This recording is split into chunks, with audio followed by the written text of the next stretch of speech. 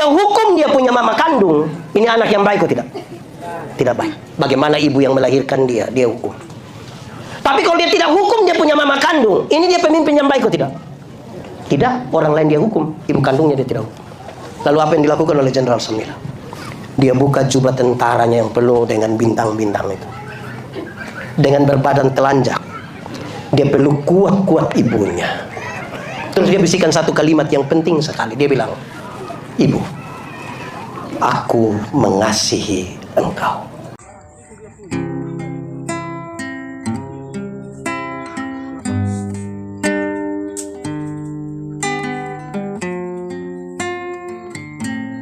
Ada satu ruangan, aduh, surga ini mewah sekali, bagus sekali. Oh iya. Tapi di itu ruangan itu, waktu dilihat begini, ada mulut-mulut semua. Mulut semua. Jadi dia tanya, "Hei malaikat, yuk, kenapa di itu ruangan itu kok penuh dengan mulut-mulut saja?" Terus malaikat jawab, dia bilang begini, "Oh, itu mulutnya pendeta-pendeta itu." Kita nih kadang-kadang seperti apa kok? Di sini juga ada. Ada kok tidak? Dia pendeta. Nah. Kadang-kadang kita melecehkan kemanusiaan. Nah itu bermasalah. Saudara, Tuhan Yesus berkata, saudara, satu saat saya ada di satu acara besar, ada di ruang kesaksian, satu ibu bangun, dia bicara. Ini saya bicara tentang jiwa yang bermasalah nih, menembus masuk pada ruang-ruang yang bermasalah bagi kehidupan sosial. Saudara, ini ibu bilang begini, satu saat antara dia tidur atau tidak tidur, Tuhan Yesus bawa dia, ada malaikat bawa dia ke surga. Jadi dia jalan-jalan, malaikat bawa dia jalan-jalan. Dia lihat ada satu ruangan, aduh, surga ini mewah sekali, bagus sekali. Oh iya. Tapi di itu ruangan itu, waktu dia lihat begini, ada mulut-mulut semua. Mulut semua. Jadi dia tanya, "Hei malaikat, yuk, kenapa di itu ruangan itu kok penuh dengan mulut-mulut saja?" Terus malaikat jawab, dia bilang begini, "Oh, itu mulutnya pendeta-pendeta itu." Kok kenapa mulut pendeta? Pendeta-pendeta itu khotbahnya bagus sekali. Jadi dia masuk surga, dia mulut masuk surga. Kaki tangan semua di neraka. Wih, saya tersinggung betul itu. Pas sesi mau berkhotbah, saya bilang kepada itu ibu, kita dua klarifikasi yang tadi dulu. Kita dua selesaikan yang tadi dulu. Saya tanya dia, ibu tahu pisau? Iya. Tahu pisau betul? Iya. Coba ibu ambil pisau, potong ibu punya jari kelingking.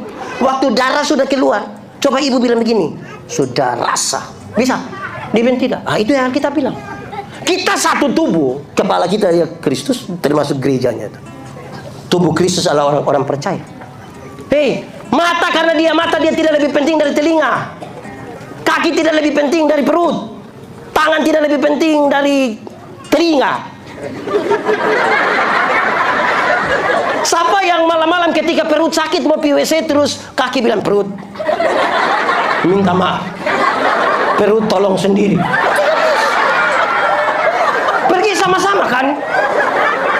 Kita stroke, mau ke gereja, kasih tinggal bagian kiri. Pergi saja. Alkitab mengatakan, kalau tangan terluka, mata ikut menangis. Dan kalau mata menangis, tangan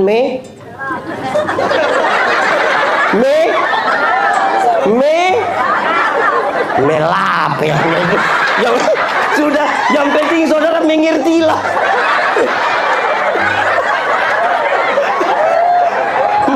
Iya, karena kita saudara bicara persatuan. Kalau kita bicara, karena itu memahami diri, memahami persekutuan dalam rumah, memahami komunitas, dimulai itu bertahap-tahap. Saudara kalau tidak selesai dengan diri, bermasalah di rumah, bermasalah di komunitas. Lalu kita mau ke mana? Terus separuh datang, saya kalau sudah kiri-kiri betul. Macam lagu di NTT saja, putar ke kiri. Pak pendeta, saya nih kalau baik lebih baik dari malaikat Bapak. Tapi saya kalau sudah marah itu Lucifer juga kalah. Ini manusia tidak jelasin. Kadang-kadang malaikat, kadang-kadang Lucifer. Ini tidak ada definisi. Saya harus tegaskan diri. Khotbah masih lama ini. Tapi saya punya istri itu suka peringatan saya. Dia selalu bilang begini, Papa kira Papa khotbah bagus. Saya bilang, Mama, orang undang saya seluruh Indonesia, Mama. Terus ibu bilang, Papa coba cek yang ikut Papa khotbah. Jangan sampai dorang pulang, dorang bilang, kamu rugi tidak dengar pendeta yang di khotbah. Kok iya? Dia bilang apa? Tahu.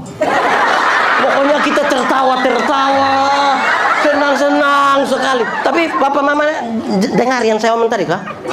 Mengerti kah? Oh yes. Saya bisa kasih sapu istri, Mama salah. Mama, orang mengerti kok yang saya bilang. Tapi bisa hafal yang tadi puji Tuhan. Ketiga, roh yang terkontaminasi dosa. Roh yang terkontaminasi dosa hari itu memutuskan hubungan dengan Tuhan Allah. Adam, kamu di mana? Tuhan tanya begitu, bukan karena Tuhan tidak tahu dia di mana. Tuhan tahu kok tidak? Tahu. Nah, sudah tahu kenapa tanya?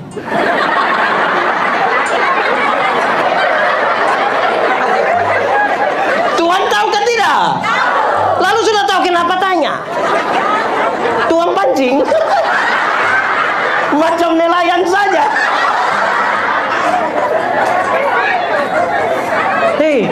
Adam, kamu di mana? Untung Adam tidak bilang kamu nanya.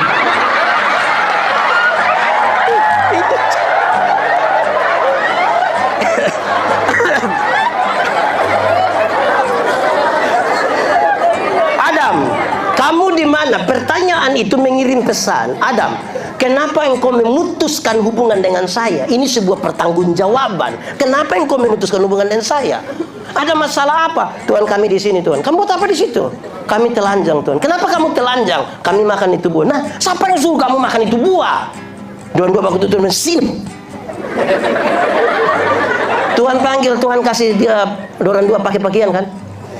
Kalau Tuhan yang buat pakaian, bagus ke tidak? Bagus. Tuhan kasih makan, tapi apa yang kemudian Tuhan bilang? Keluarlah dari tanah. Sebelum itu saya mau kasih tahu saudara.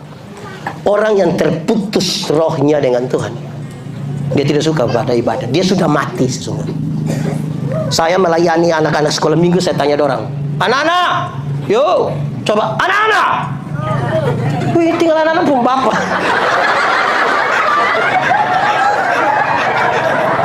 Anak-anak. Saya tanya dorang, apa beda orang hidup dan orang mati? Dorang jawab banyak.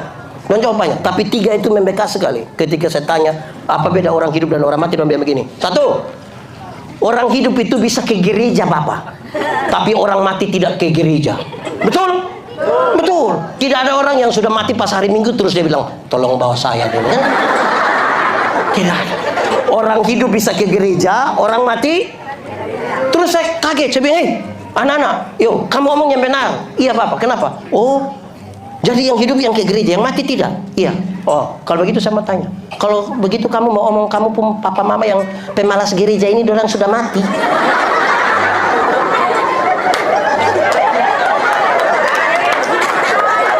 Karena yang hidup yang bisa ke kami pendeta-pendeta Gemit di mungkin kita sama tapi saya kan belum konfirmasi. Tapi pendeta Gemit itu di liturgi pemakaman itu jenazah kalau sudah ada di lubang itu pendeta Gemit selalu mengucapkan.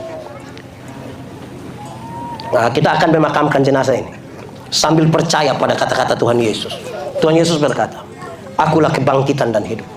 Barang siapa percaya kepadaku, dia akan hidup sekalipun dia sudah. Siapa percaya Tuhan, siapa tinggal di dalam Tuhan akan hidup sekalipun dia sudah. Siapa yang di luar Tuhan, yang tidak percaya Tuhan, sekalipun dia ada hidup-hidup, sesungguhnya dia sudah mati. Oh, orang di Halmahera Barat ini hidup-hidup semua. Hidup-hidup semua kan? Oh, berarti gereja penuh sesaktir saya. Kedua, Pak Pendeta, orang hidup itu bisa makan, Bapak. Tapi orang mati tidak bisa makan. Betul? Memang betul. Tidak ada orang yang sudah mati 3 hari kita belum kubur terus dia bangun dia bilang, hai, bubur juga baik. Tidak. Tapi saudara tahu, ada banyak orang hidup dia tidak urus. Papa mama hidup dia tidak pernah kirim beras. Pas mati baru dia bawa babi besar satu. Itu juga utang. Di sini ada yang begitu. Itu yang marga apa orang itu? Aneh-aneh kita begini. Orang tua masih hidup itu beli kasih dia jas sudah, supaya dia pakai jas. Ini orang tua hidup dia jalan hanya pakai yuken. Pas mati kita kasih pakai jas. Dia masih hidup beli memang kasih dia sepatu. Ini hidup dia jalan kaki kosong, kaki dong lebar-lebar begini. Pas mati kita beli sepatu ini. Akhirnya sepatu mana mau masuk di kaki yang begini? Kita hanya taruh saja di samping begini. Dulu sepatu masih posisi begini kita tidak beli. Sekarang sepatu posisi begini. Mau naik begini. Sebegitu lagi ada harga lagi di sini.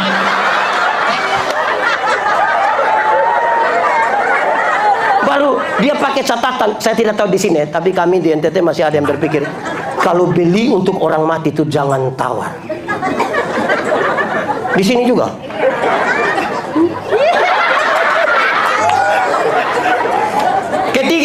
Ketiga, dorang bilang begini, Bapak, orang hidup itu bisa bicara, bisa omong, tapi orang mati tidak bisa omong. Betul? Betul? Memang betul. Tidak ada orang mati bisa omong. Kalau orang mati bisa omong, pasti waktu dia mati kan kita mau kasih mandi, dia kan buka dia pakaian toh. Waktu kita buka-buka, wah, pasti dia marah. Tapi karena dia tidak bisa bicara. Betul kok tidak? Tapi saudara tahu, saya keliling semua daerah di NTT, saya keliling seluruh daerah. Terus banyak orang datang bilang ke saya, Pak Pendeta, yo, tadi malam nenek ada datang. Jadi saya tanya, siapa punya nenek? Kita punya nenek, Bapak. Nenek tinggal di mana? Itu hari dia di sini, Bapak. Sekarang dia sudah mati. Orang mati bisa bicara kok tidak? Bisa kok tidak? Nah yang tadi malam datang itu siapa pun nenek. Baru saya tanya, nenek datang kasih tahu apa? Nenek datang kasih tahu nomor KP Bapak. Nenek tukang judi begini. Di sini ada yang biasa isi KP juga. Ada juga. Dapat ilham dari nenek. Saudara lihat ya, kalau orang rohnya mati itu macam-macam begitu sudah. Saudara bicara, kenapa hal ini serius bagi sebuah konsolidasi dan persatuan? Semakin dekat seseorang dengan Tuhan, semakin dekat dia dengan orang-orang yang ada di sekitar. Semakin dekat sebuah relasi antara suami dengan Tuhan, makin dekat dia dengan istrinya. Amin toh? Ini sepi kantor pulang ini dong dua tertawa sendiri di HP.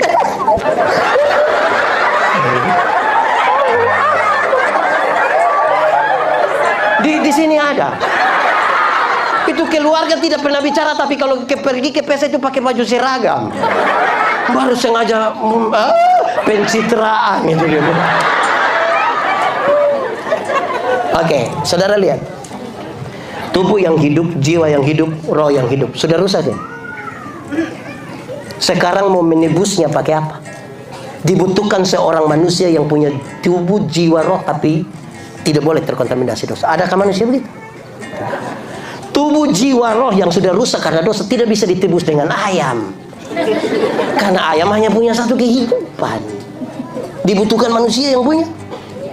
Itu yang membuat Tuhan Yesus, Allah turun di dalam Yesus Kristus. Punya tubuh, punya jiwa, punya roh. Berdosa atau tidak? Karena dia tidak berdosa, maka kejahatan dosa kita ditimpakan kepadanya. Bahkan sampai dia mati. Waktu dia mati, kebangkitan itu menggerakkan itu. Saudara, disalib itu menarik. Ketika penjahat itu, Yesus, ingat aku kalau engkau datang sebagai raja. Dan Yesus bilang apa? Hari ini juga aku bersama-sama dengan kamu di Firdaus. Hari ini juga aku membawa kamu masuk ke dalam inti kehidupan. Karena terputus itu orang disuruh keluar dari Firdaus. Keluarlah dari Firdaus. Di luar Firdaus ada pakaian yang indah kok tidak? Di luar Firdaus ada pakaian yang indah kok tidak? Ada. Ada makanan yang enak kok tidak? Ada. Tapi tinggal di luar Firdaus berarti tinggal di luar inti kehidupan. Berarti inti kehidupan tidak terletak pada pakaian dan makanan. Sekarang aku membawa kamu masuk kembali kepada Firdaus. Hari ini juga aku bersama-sama dengan kamu di dalam Firdaus. Karena itu, cari Tuhan jangan sekedar untuk sehat saja. Tuhan datang ke dunia bukan untuk bikin orang sakit jadi sembuh, walaupun bisa dia buat. Tapi bukan itu tujuannya. Ada banyak orang yang tidak kenal Tuhan malah lebih sehat dari kita. Yang biasa minum cap tikus itu dia minum dari 3 hari lalu sampai tadi pagi istirahat sedikit baru minum, dia tidak tahu sakit. Kita yang mengaku percaya Tuhan ini duduk di dekat situ kok ada kena embun sedikit pulang pilek. Jangan ukur Tuhan hanya dengan kesembuhan. Jangan cari Tuhan hanya untuk dapat kekayaan. Tuhan datang ke dunia bukan untuk bikin orang miskin jadi kaya. Walaupun bisa dia buat, tapi bukan itu yang utama. Ada banyak orang yang tidak kenal Tuhan malah lebih kaya dari kita. Itu koruptor, orang itu kaya-kaya semua. Dorang punya rumah 2, 3, 4, 5. Sampai tidak suka tinggal di rumah, dorang tinggal di penjara sana.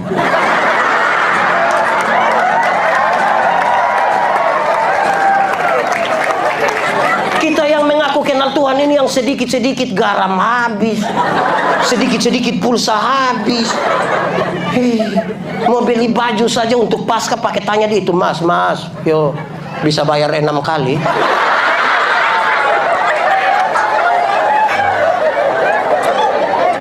Tuhan datang ke dunia untuk apa? Ini pernyataan serius ini. Tuhan kasih tahu, kalimat Yesus ini menjadi penting. Carilah dahulu kerajaan Allah dan kebenarannya, selamat dulu, baru yang lain itu di kekayaan, kehormatan di, jabatan di, umur panjang di, istri di. Kok ibu-ibu kenapa tiba-tiba merah? Istri diberkati saja ya. Kita urus satu saja pusing, tambah satu lagi lebih pusing lagi. Nah, saudara lihat ya, kebangkitan Kristus itu pemulihan sebenarnya, pemulihan relasi. Kematiannya sudah kan? Orang tanya siapa pendeta, kenapa Yesus mati? Itu bagian dari sebuah konsistensi, sangat konsisten. Hukum Taurat, yang berdosa tetap harus. Tapi kita bersyukur, kita yang berdosa tetap diinjil. Saya kira apalagi ada teman-teman pendeta, teman-teman pekabaran Injil suka pakai kisah ini. Di abad ke-19 itu ada seorang, ini saya hanya bercerita ulang, saudara-saudara, tapi saya ingin ulang. Di abad ke-19 itu ada seorang jenderal tentara di Rusia yang anti pemerintah, karena itu dia bergerilya dari hutan ke hutan untuk melawan pemerintah. Jenderal Shamila namanya. Ada satu waktu mereka kehilangan bahan makanan. Anak-anak buah datang, lapor komandan, ya bahan makanan kita dicuri orang. Oke. Cari yang pencuri, tangkap, dan hukum dia di hadapan semua orang. Biar yang lain jangan coba-coba mencuri. Kamu jangan coba-coba kembali kalau tidak dapat yang mencuri. Beberapa saat kemudian dia dapat laporan. Lapor komandan. Kenapa? Yang pencuri sudah kami tangkap. Oke. Siap algojo-algojo, siap semua orang. Nanti sudah beres, datang kasih tahu saya, hukuman dimulai. Setelah semua beres, mereka datang lapor. Lapor pak, semua sudah beres. Ketika Jenderal Shamila pergi ke sana, betapa terkejutnya dia. Kenapa?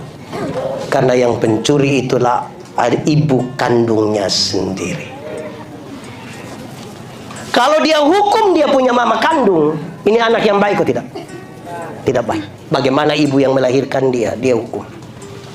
Tapi kalau dia tidak hukum dia punya mama kandung, ini dia pemimpin yang baik atau tidak?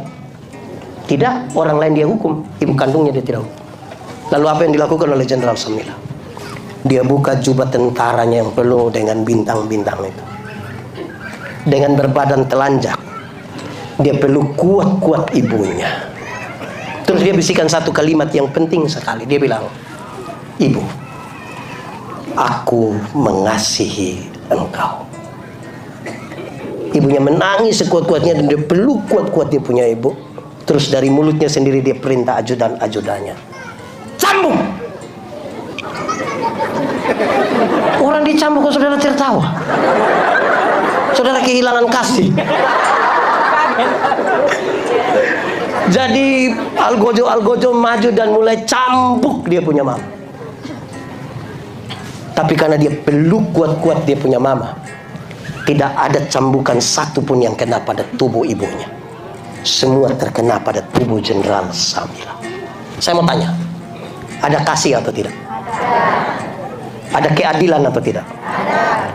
Ternyata kita diajarkan kasih dan keadilan hanya bisa berjumpa melalui sebuah pengorbanan. Itu kisah Paskah.